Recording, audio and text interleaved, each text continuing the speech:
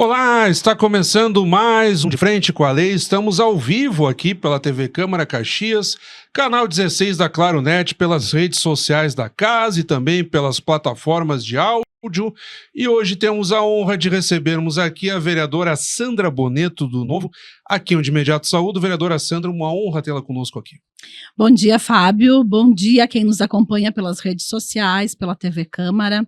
Para mim também é uma honra estar aqui com vocês falando sobre política, né? Vereadora, eu lembro, a Câmara ela tem um clima muito gostoso nos seus ciclos, assim, nas trocas de legislatura. O vereador que retorna, aquele que se reelegeu, que está estreando, essa hora é da leva dos estreantes. E eu lembro que nós trocávamos mensagens e a senhora assessorava a nossa querida amiga ex-vereadora Gladys Frias. Fábio, não estou acostumada ainda sequer de ser chamada de vereadora, e eu lhe chamava com todo o protocolo pelo WhatsApp. Já está acostumada? Ainda Como não. é que mudou? Ainda não. Em alguns lugares. Ontem, por exemplo, a gente estava no Filó, em Forqueta, do Forqueta Cultural, e as pessoas lá da comunidade também não têm o costume de me chamar de vereadora, e sim de Sandra. E aí, uma pessoa de lá, o Raimundo Bump, que conhece muito bem. Queridíssimo. Isso. Esse faz falta. Ele me olhou e disse assim, e aí, vereadora? Eu disse, mas Raimundo, esquece a formalidade. Ele disse, não tem como esquecer a formalidade, né? Então, é isso, né? O vereador Bump eu não esqueço, porque ele de fato representava os agricultores. Ele é muito... Mas a coisa que mais incomodava o vereador Bump era o preço do tomate. E ele trazia as anotações comparando os preços e os índices inflacionários e dizia, o tomate é sempre o vilão, tudo aumenta e só falam mal do tomate. Sim, mas é que o vereador Bump, ele é um agricultor. Por isso que ele sabia defender tão bem a classe dos agricultores, né? E a gente só defende aquilo que a gente conhece. Então, esse é o sentido, né? Os vereadores, nós todos temos uma bandeira e essa bandeira é daquilo que a gente realmente conhece, né? Vereadora, eu vou tentar fazer uma divisão aqui de temas, porque na toada desse início de legislatura, a senhora se agrega no sentido de tentar propor e de já alavancar ideias. Por exemplo, nós temos a Frente Parlamentar do Trem Regional, que é um debate extremamente antigo aqui em Caxias do Sul. Houve progressos, mas por um motivo ou outro não se consolidou, digamos assim, notadamente na figura do ex-vice-prefeito Antônio Feldman, que hoje também agrega o quadro do executivo também para isso. E a senhora puxa uma frente parlamentar no sentido de aprofundar esse debate. Onde estamos e para onde iremos dessa vez? Teremos chances? Nós vínhamos conversando aqui antes do nosso bate-papo e a senhora demonstrava pelo menos um interesse de levar adiante esse debate. A gente precisa continuar o debate, porque se a gente não estiver ativo, debatendo, buscando essa alternativa, morreu, né? Então a gente precisa estar ali, a gente precisa estar incomodando para que a gente seja visto. Eu nunca esqueço um ex-chefe meu, né, o Laim, que um dia ele me disse assim, Sandra, eu vou ali na Meca Sul e vou ganhar um caminhão. E eu disse, como assim? Vai ganhar um caminhão? Sim, tu vai ver. Eu vou chegar aqui de volta e vou ter um caminhão. Tu vai ver. Então, eu disse, então tá, vamos aguardar. Quando ele voltou, eu olhei para ele e disse, cadê o caminhão? Não conseguiu o caminhão? Porque a gente não tinha esse otimismo todo que ele tinha. E ele me disse, quase ganhei. Eu disse, ué, mas como que não ganhou? Eu fui lá e pedi pro vendedor, tu me dá um caminhão? Ele me disse, não. Mas se ele tivesse dito sim, eu teria ganho o caminhão. Sim, que tem que continuar tentando. Então, é isso. A gente não pode parar. A gente tem que continuar tentando e a gente tem que ser otimista. E para nós, a questão do trem regional é uma questão de que iria nos ajudar muito na questão turística. Né? Imagina ele saindo de Bento, Garibaldi, Carlos Barbosa, Farroupilha e chegando a Caxias.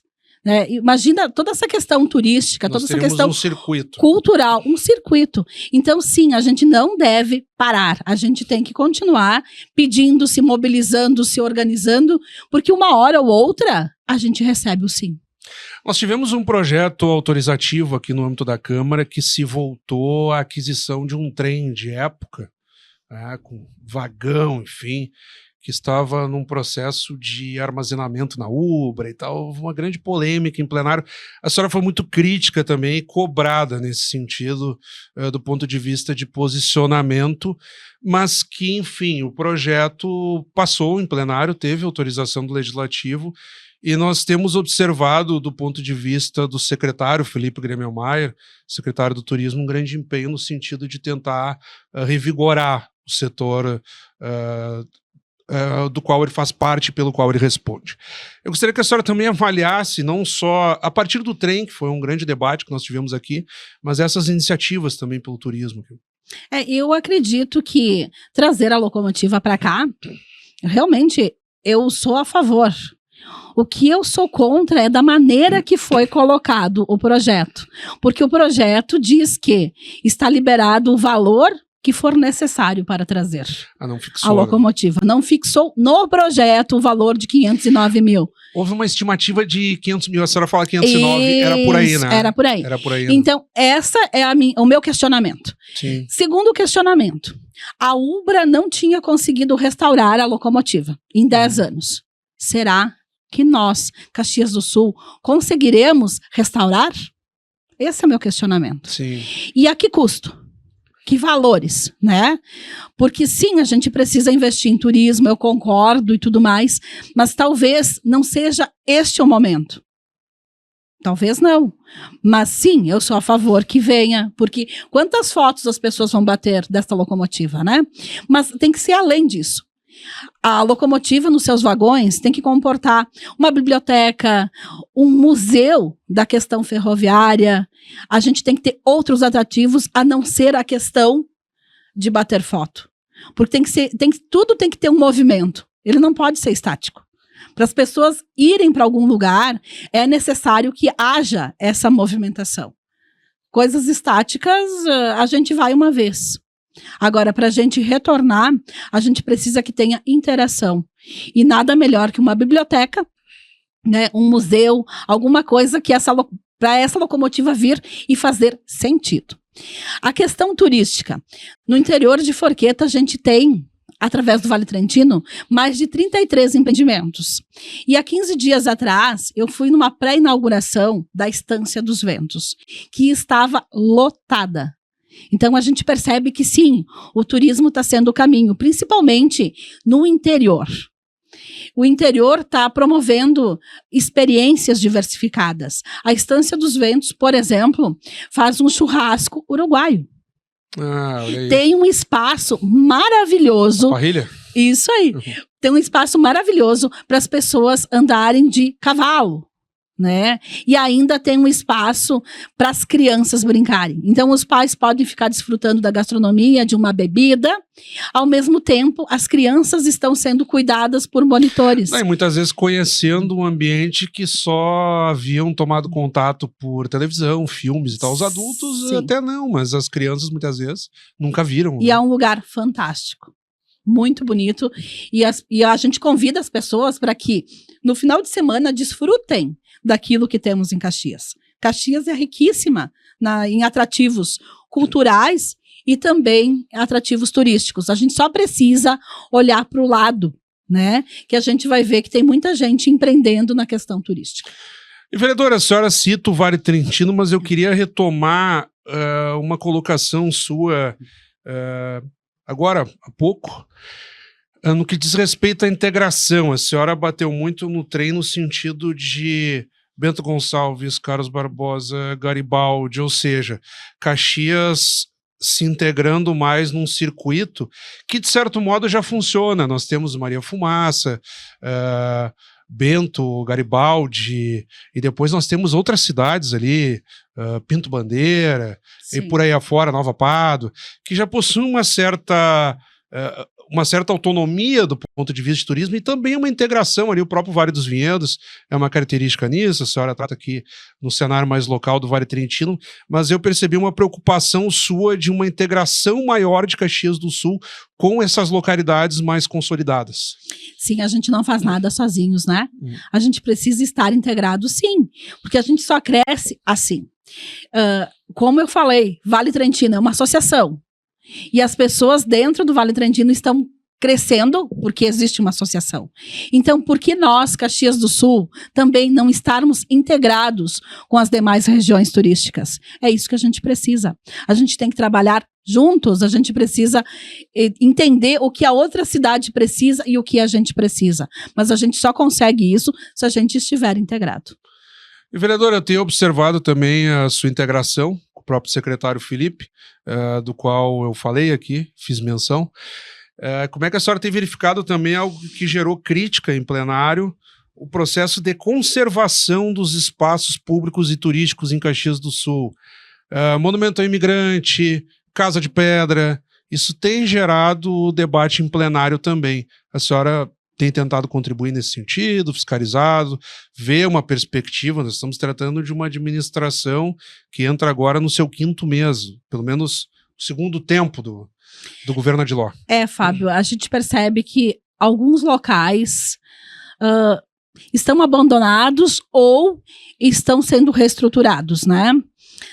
Eu tenho uma dor muito grande, porque a cooperativa vitivinícola Forqueta, ela foi perdida, né, para o setor privado. Antes ela era, aqueles prédios centenários eram da cooperativa e a cooperativa perdeu em leilão, né? E aí a gente perdeu mecanismos culturais e históricos. Não perdemos ainda, porque ela é tombada, mas lá não tem mais o Museu da Uva e do Vinho, que o Museu da Uva e do Vinho, o Primo Slomp, agora está nos pavilhões, né? Então a gente perdeu algumas coisas que eram da nossa comunidade, justamente porque não teve, digamos, um investimento público. A gente entende que talvez no privado não possa ter o público, mas é muito maior do que isso, né? A gente tinha uma cooperativa vitivinícola, a primeira da América Latina. E eu acho que neste momento em que ela perde este prédio, devia ter tido uma intervenção da prefeitura, do prefeito. E a gente foi falar com eles. Porém, eles nos disseram que neste momento não havia uma possibilidade. Então, essa é a minha grande tristeza. É uma tristeza porque, digamos que a gente tenha perdido mecanismos culturais, históricos e também de turismo na nossa localidade. Nós perdemos a cooperativa vitivinícola Forqueta, perdemos o Museu da Uva e do Vinho, que estava lá dentro, perdemos o varejo temático da cooperativa e hoje o Ponto de Cultura Costurando Sonhos não tem mais sede. Ele continua, ele permanece, porém sem sede. Então, tudo isso, para nós, forquetenses, foi uma perda. Então, nesse sentido da conservação, tem algumas coisas que foram deixadas de lado, justamente porque talvez legislação não permita também. Mas a gente tem que olhar de outra maneira. E é possível recuperar? Vamos supor que o executivo mude de ideia e resolva restabelecer. É possível, adquirindo um prédio, né, que hoje está na mão de 2 pessoas que estão reestruturando ele. Possível. Voltou para a iniciativa privada. Voltou para a iniciativa privada. Só que hoje é muito mais difícil do que antes, penso eu, né? Custo maior. Né? Lógico. E depois não é só isso. Ele está há 2 anos, ou 3, fechado. Imagina como está esse prédio. Porque a gente sabe que se ele está em uso, ele está sendo conservado. A partir do momento que ele é fechado, todos os problemas aparecem, né? No início do verão, quando havia a estruturação de cargos ainda, secretariado, por aí afora, a senhora teve uma divergência bem forte que repercutiu pelas redes sociais no que diz respeito à subprefeitura, indicação de subprefeito, enfim. Como está hoje a gestão, a administração local por lá? Hoje a gente tem um subprefeito interino, né, que o prefeito colocou lá, né, para representar o poder executivo. ele está trabalhando teoricamente bem, né? Mas, claro, a comunidade de Forqueta quer alguém que conheça a sua comunidade. O subprefeito interino de lá, ele é do Desvio Risso.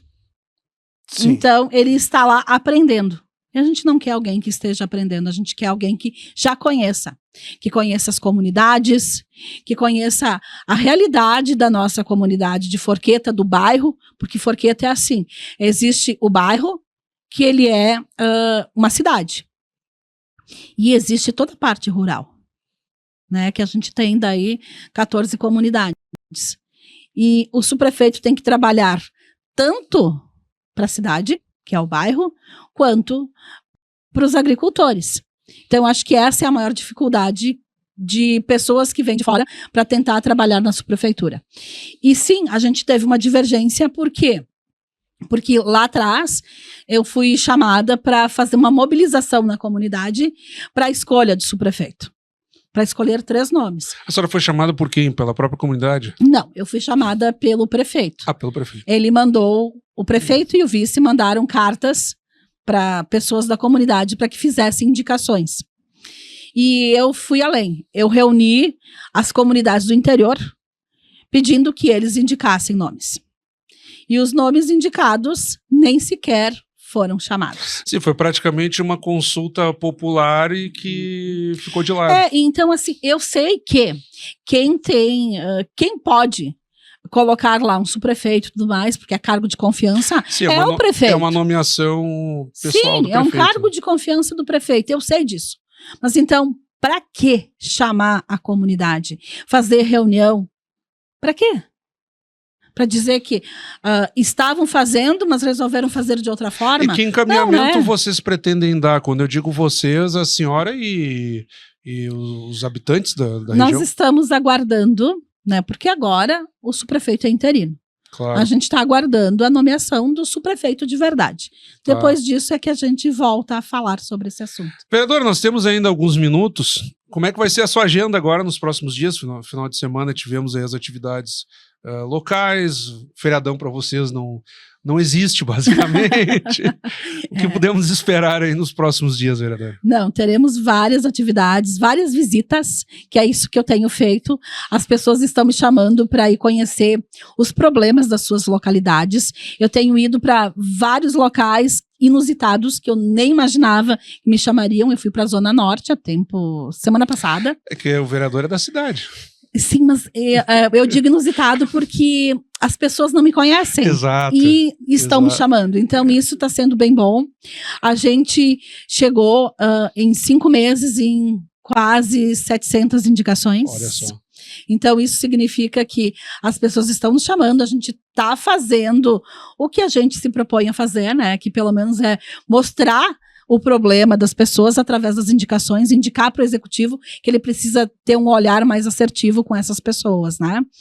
E a gente faz isso porque a nossa bandeira é trabalhar pelas pessoas, pelas comunidades, pelas pessoas, nos problemas que eles têm que eles não conseguem resolver no seu dia a dia. Então, nós, vereadores, a gente também é o elo da comunidade com o executivo. Então, a gente precisa estar presente. A gente tem que ser presença constante nas comunidades, nos locais, nos bairros e ser exemplo. Então, em cima disso que a gente trabalha. Vereadora, não quis interromper o seu raciocínio, agora de fato estamos chegando ao final do nosso bate-papo, no que eu devolver a palavra para a senhora para a sua despedida, digamos assim. Quem está nos acompanhando poderá visualizar na tela os seus contatos para envio de críticas, sugestões ou elogios, o espaço ainda é seu. Então, muito obrigada por esse espaço. Eu quero deixar a todos que estão nos acompanhando que o gabinete da vereadora Sandra é da comunidade. Nos procurem, podem entrar em contato conosco, que a gente faz questão que a comunidade esteja no nosso gabinete. Mais uma vez, muito obrigado. Obrigada. A honra foi toda nossa, como sempre. Acabamos de conversar aqui, então, com a vereadora Sandra Boneto, do Novo, ao mesmo tempo em que reiteramos o convite para que continue nos acompanhando pela TV Câmara Caxias, canal 16 da Claronet, pelas redes sociais e também pelas plataformas de áudio. Obrigado pela audiência. Até o nosso próximo encontro.